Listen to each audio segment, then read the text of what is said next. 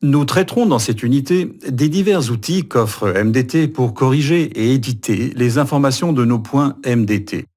Par exemple, pour éviter la cote des points à code 0, nous disposons de la commande mdt.éditer, dans laquelle, en sélectionnant graphiquement et individuellement chaque point, nous pouvons corriger ou modifier n'importe lequel de ses attributs X, Y et Z, numéro du point et code. En outre, nous disposons d'un onglet supplémentaire qui nous permettra de charger ou d'ajouter un lien tel que des images ou documents. En plus de l'option de suppression de la commande de notre logiciel CAD, nous pouvons également utiliser celle de MDT via la commande mdt.supprimer, soit en sélectionnant les points un par un graphiquement, soit en utilisant les critères de recherche précédents. Par exemple, par cote, en établissant comme cote minimum 0 et comme cote maximum 0. De cette manière, nous supprimons tous les points à cote 0. Comment pouvons-nous remplir ou compléter cet espace vide? De fait, nous pouvons étudier les valeurs de cote aux extrémités de ces sommets de talus pour remplir ces points avec la commande mdt.interpoler.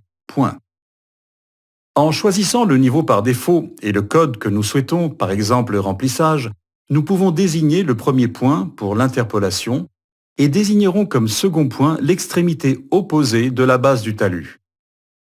Les méthodes d'interpolation dont nous disposons, en fonction des informations en notre possession, peuvent consister à établir la distance ou un incrément de distance. Similaires aux méthodes de distance, nous avons les méthodes de cote et incrément de cote, avec le même fonctionnement que pour la valeur des distances, mais avec Z.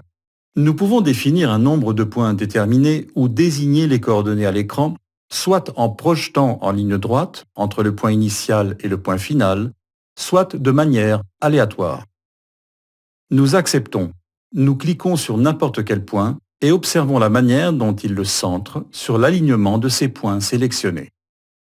Nous répéterons la même procédure sur une autre zone, mais dans ce cas-là, nous désactiverons l'option de projection en ligne droite.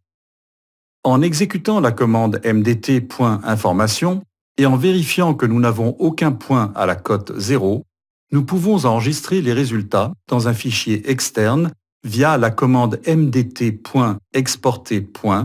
En établissant un critère de sélection à l'instar des autres commandes. Dans ce cas-là, nous sélectionnerons tous et les mettrons dans le format NXYZ, avec séparateur tabulation, en enregistrant en outre le code du point. Par défaut, nous enregistrerons notre fichier de points avec l'extension PUN, celle avec laquelle TCP-MDT enregistre par défaut.